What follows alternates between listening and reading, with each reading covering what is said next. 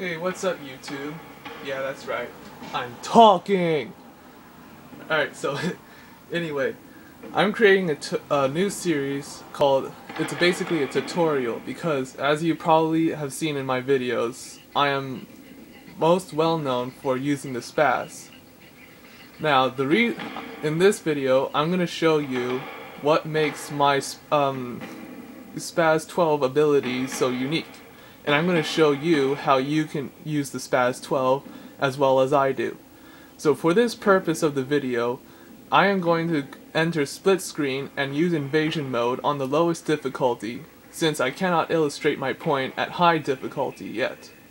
Perhaps in the future I might increase the difficulty to a higher level. But for now, let's start.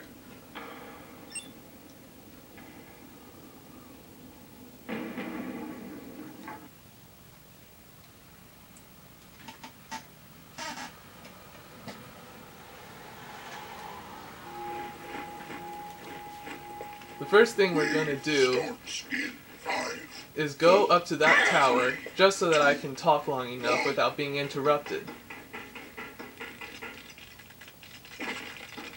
First, let's start with the upgrades. The upgrades are quite simple.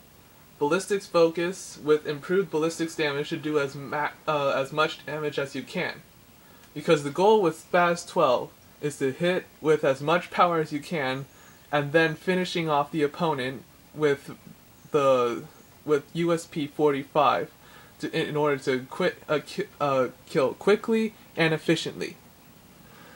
The reason why I have metal legs and supercharger is because this weapon is close range, as you can obviously tell since this is a shotgun. Because you have to be at close range, you will receive higher ratios of damage, meaning that you have a higher chance of receiving damage. Because of this, you need to be able to move quickly. Because of this, you need the metal legs and the supercharger. If you don't know how to get the supercharger, you need to do as many ASC captures in capture the flag mode for matchmaking. Now, although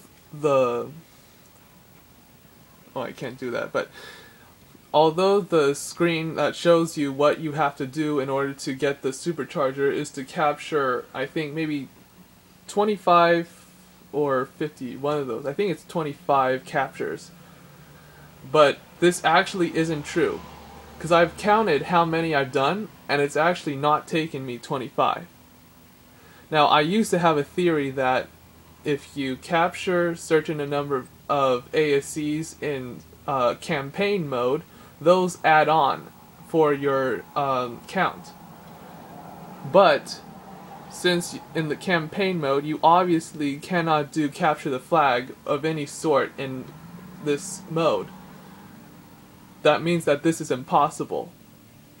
I'm not sure if it's a glitch or anything, but still. Metal Legs is available immediately when you buy the game, and when you start playing it. Now, as I mentioned before, I carry the USP 45. Now, why do I carry it? Simply because it's the fastest weapon you can switch to. If you want to go for more power, like the HVS 45, it's okay, but the accuracy is not as great, and it takes longer to take out the weapon. That's why I only use USP 45. Plus, the USP 45 is great with long range, since it allows me to engage opponents from long range and close range. And that is what truly makes the spaz 12 and this following set the most viable. Personally, I use frag grenades, because since I'm at close range, I can take out multiple opponents if I am ever faced on a 2-on-1 situation, or possibly 3-on-1. Now, let's start with targeting. If you don't know how to use your targeting, press the Z button if you're using a nunchuck. This will allow you to lock onto enemies, like so, and a circular reticle will appear. Let's kill him. Thank you. It's a little difficult to do this because in campaign mode like this, sometimes they aren't there, or sometimes they accidentally move around. It's a weird glitch, but in either case, let's work with target practice. The first thing that you need to do when you do the spaz is to make sure that you always target the opponent with the reticle, then lock on as soon as possible. Notice that I did not hit the opponent at all. It still has all of its energy. That is why this weapon is a close range weapon. Now let's try with the USP.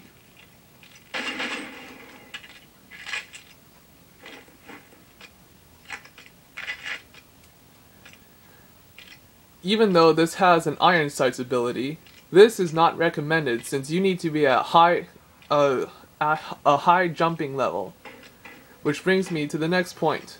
When you attack, the most important thing is that you become as evasive as possible. That's why you find a lot of characters jumping around as they lock onto an opponent, because this increases your chance of surviving.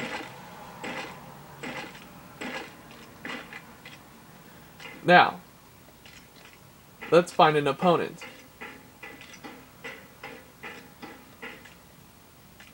There's one. Now I'm going to engage the opponent and show you what this should look like.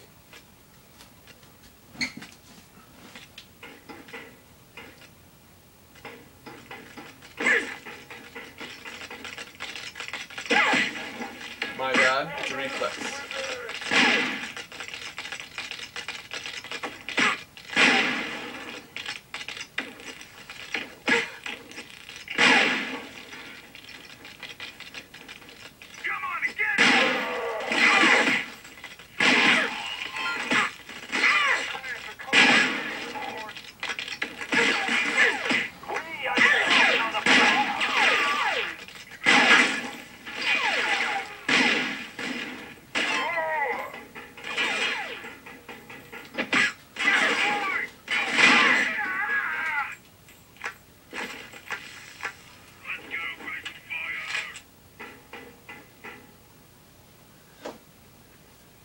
Notice how important that jumping was. It allows me to get around the opponent even though they engage me at such an unbelievably close range. Not only do you need to jump sideways, you also need to jump forwards and backwards. Backwards is probably the second most important type of jumping to do, because that is what allows you to get out of the range of your opponent. As mentioned before, those tiny crawling creatures